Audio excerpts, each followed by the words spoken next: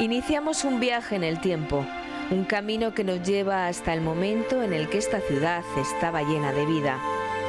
Hecha a la imagen de un imperio, de la grandeza de la civilización romana, sus huellas nos quedan en Clunia.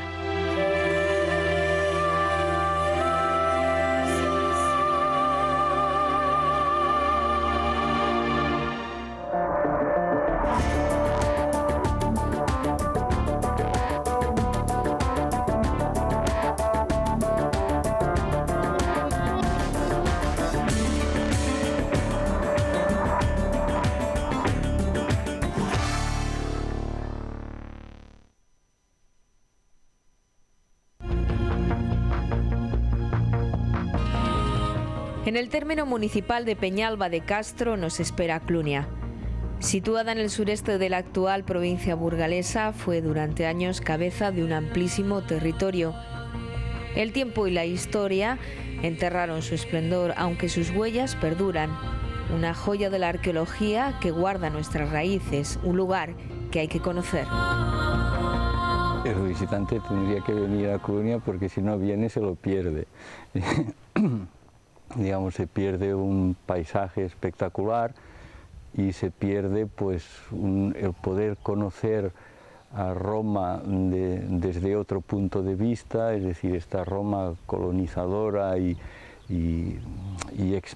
espectacular en su forma de manifestarse. Por muchísimas razones. Primero, los que somos más cercanos tenemos que venir porque hay que entender que nuestra cultura y nuestra civilización tiene su origen en la historia, y la historia de Roma a su paso por esta región es fundamental para comprender toda nuestra cultura. El yacimiento es uno de los yacimientos arqueológicos más importantes y más relevantes. El teatro creo que es una obra de recuperación extraordinaria, nos puede hacer una idea.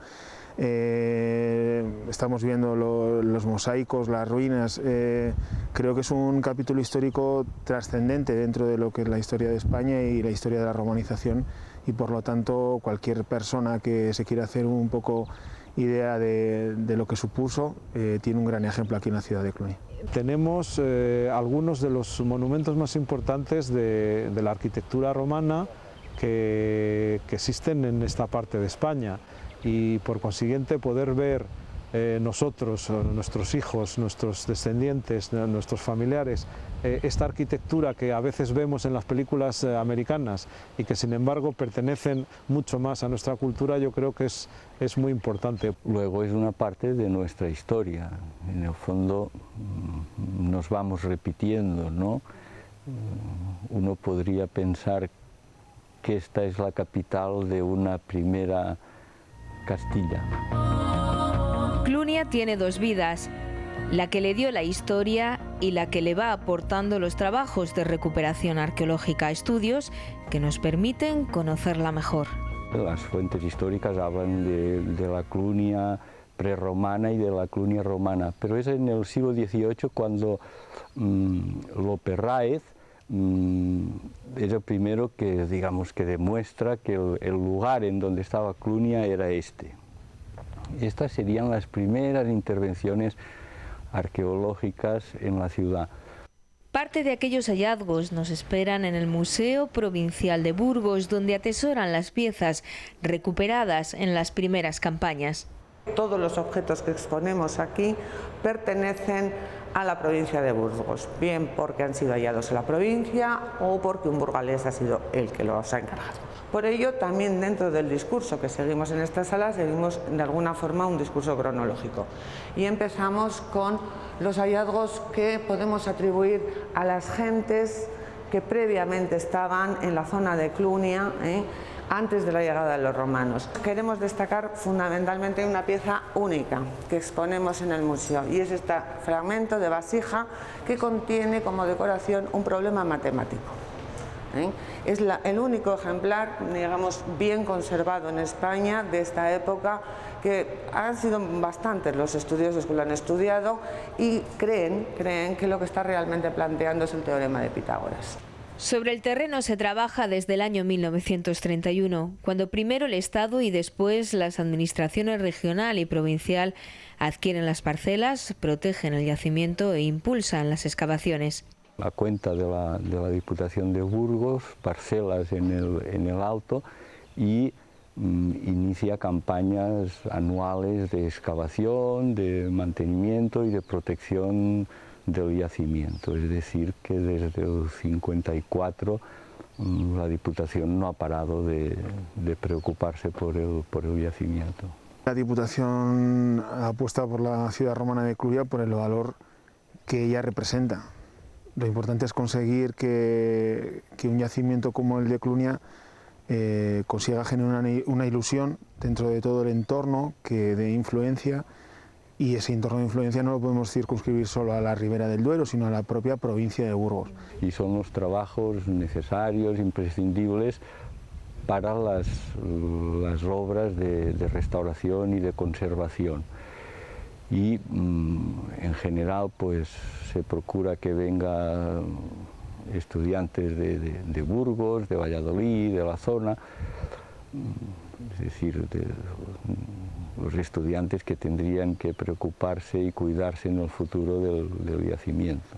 Y es que la importancia de Clunia trasciende sus límites. Nos lleva, por ejemplo, hasta la Universidad Burgalesa.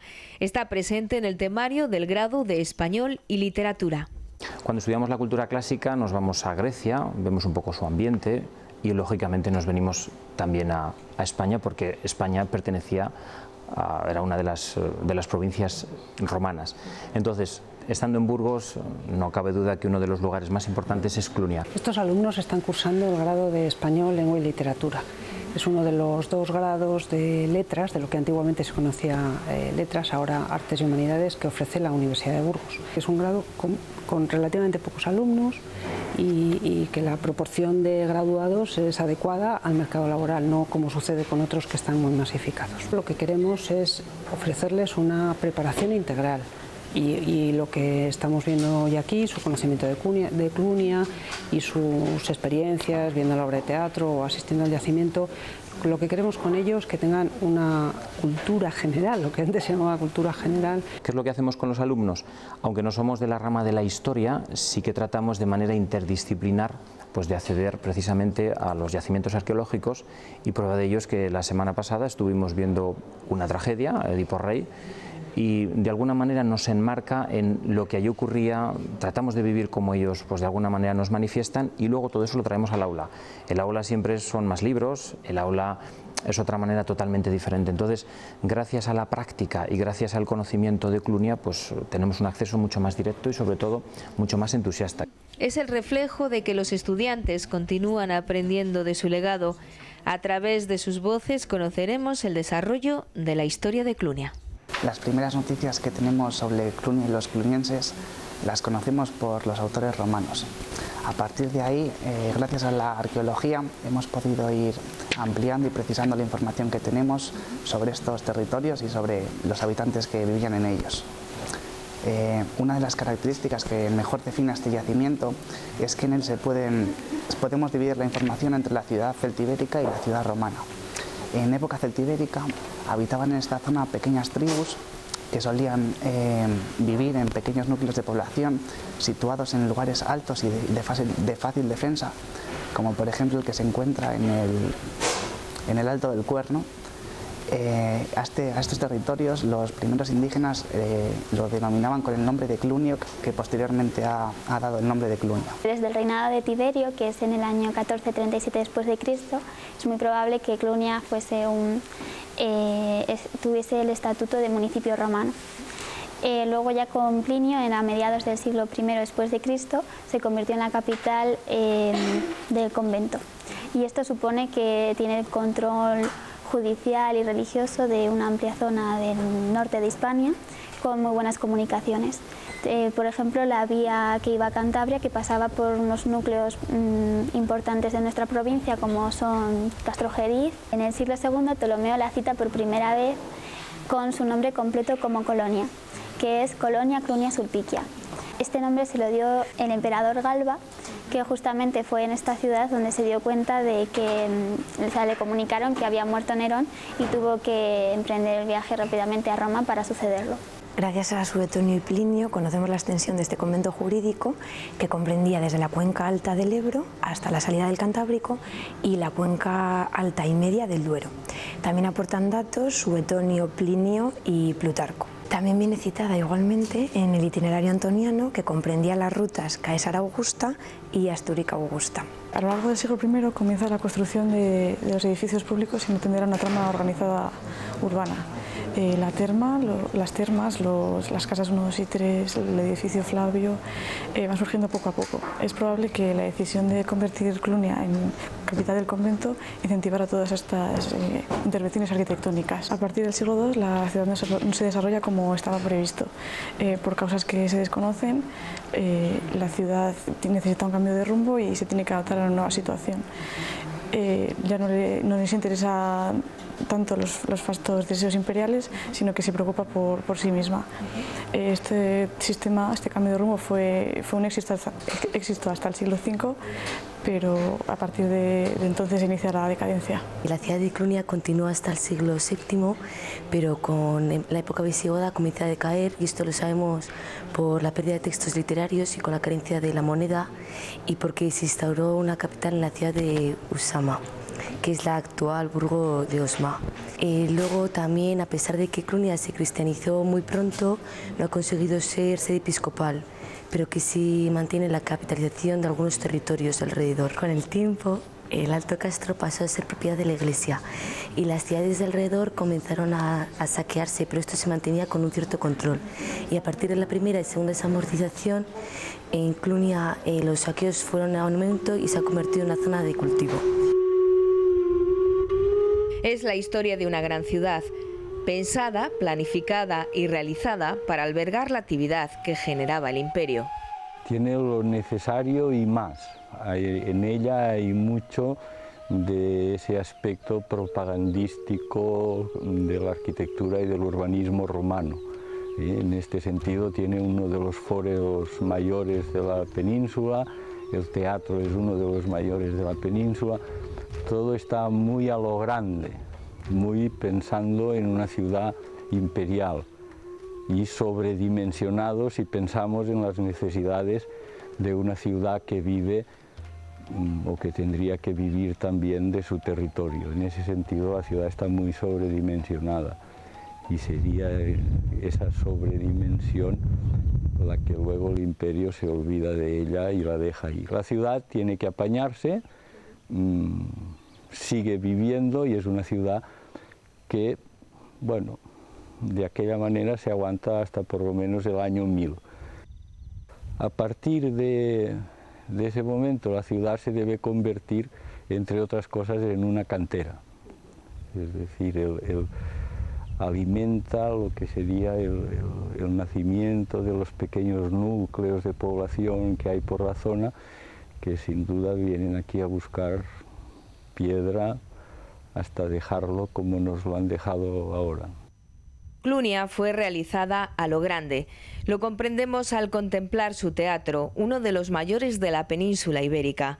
La pieza más significativa de la ciudad, pensada para albergar la vida cultural, religiosa y política de un gran territorio. El teatro es sorprendentemente una pieza de una calidad arquitectónica muy importante. Esto implica que ha sido construido seguramente con unos precisos planos para aprovechar la ladera y ahorrar de alguna manera la construcción de todo su graderío.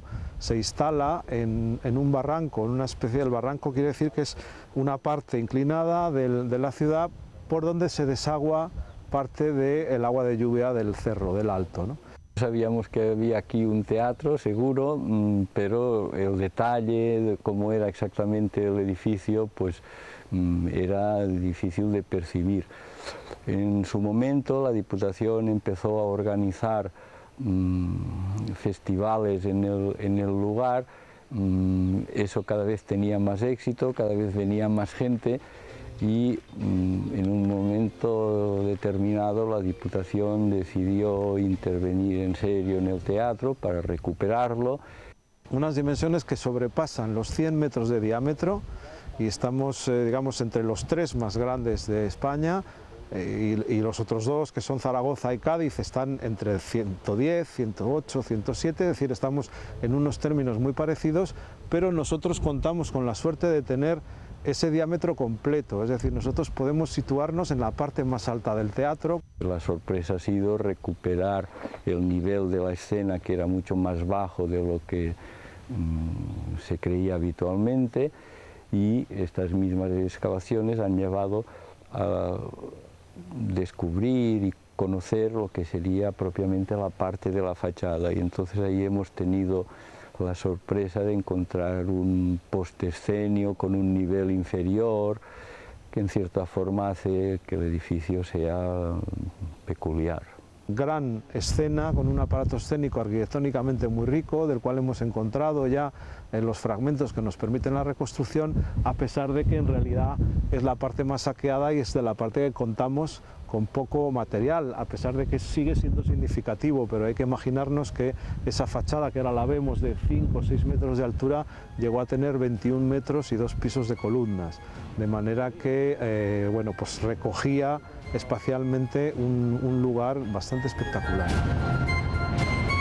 Investigaciones que nos han permitido también conocer que este gran espacio fue aprovechado para albergar los juegos y espectáculos en la arena.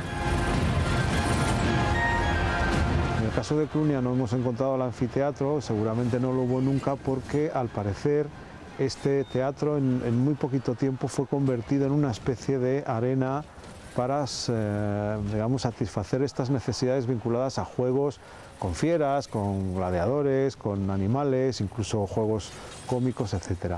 Lo que hemos encontrado es que en un momento determinado desmontan 9 escalones de la gradea y dejan este muro que se ve a mi espalda como la barrera que configuraba esta especie de plaza de toros nueva. Se desmonta toda la escena, todo lo que es el escenario, se aumenta el tamaño de lo que en un teatro es la orquesta y que ahora sería una arena, y se aumenta la altura que separa a los espectadores de los que están abajo con animales, fieras, etc.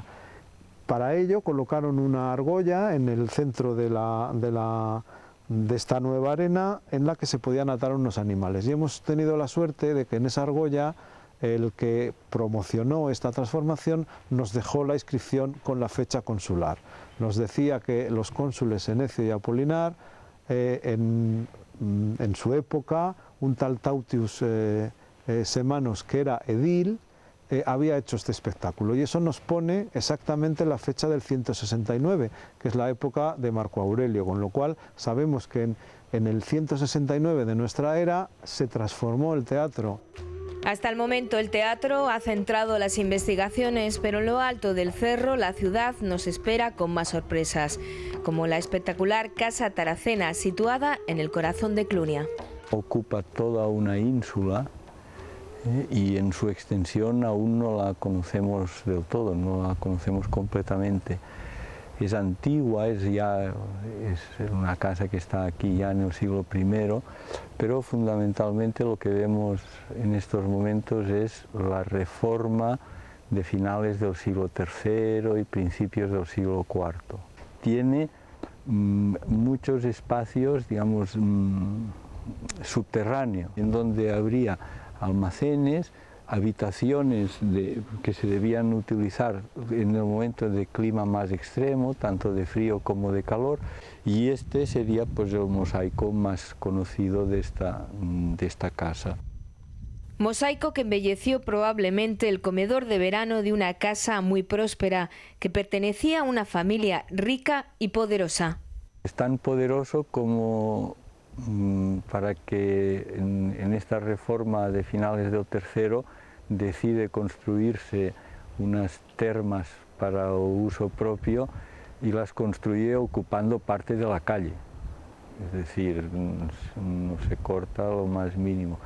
Y últimamente hemos visto que en la habitación esa que da esquina con el foro, él la está utilizando como escombrera, es decir, tira las basuras delante del foro y nadie le debió llevar la contraria. Para conocer más sobre esta familia es necesario visitar el Museo de Burgos, donde nos muestran los objetos que rodearon sus vidas, piezas excepcionales que nos acercan a la vida cotidiana de Clunia. Todos los hallazgos que se exponen en esta sala, dedicados monográficamente a la capital del convento en esos momentos romanos, que es Clunia, proceden de las excavaciones del año 34 de Blas de Taracena, de la casa número 1, y luego algunos restos arquitectónicos que la Comisión Provincial de Monumentos recoge a mediados del siglo XIX, en los años 1860. Tenemos la contraposición de lo que era la vida cotidiana, la vida diaria de los romanos. En un lado tenemos la vajilla de cocinar, la vajilla de diario. Podemos ver cómo los prototipos de estos objetos son los mismos que utilizamos hoy. Tenemos los platos para comer, las tapas de las cazuelas, las ollas para cocinar, las jarras, y estamos hablando de un siglo I. La vajilla de lujo, la vajilla de los señores, lo que llamamos terra sigillata. Un producto cerámico con este engobe rojo, brillante, tan bonito, un producto típico de los romanos. No os penséis que comían todos los días con esto. Eran la cerámica de lujo para recibir a los invitados, era la cerámica de lujo para los días de fiestas especiales. Como era una casa donde vivía una familia, con unos esclavos, con una serie de gente que les ayudaba, con un servicio, encontramos restos de lo que es su vida normal. Restos de agujas para coser, agujas para muchas cosas, en hueso. Esos objetos que tenéis ahí, que tradicionalmente siempre han sido llamados flautas, y que ahora se ha descubierto que son bisagras de muebles. Se sabe que son las bisagras de las puertas de los muebles y cosas así. Tenéis objetos de adorno personal de las señoras y de las esclavas. Las paredes estaban pintadas, las paredes estaban decoradas con dibujos, a veces tenían grafitos. Estos son paredes estucadas que luego están. No penséis que estas decoraciones abarcaban toda la casa, abarcaban siempre la zona de los señores. Las pinturas murales, las grandes escenas, los mosaicos, la calefacción por gloria o el agua caliente solo estaba restringida a los señores y a los dueños de las casas.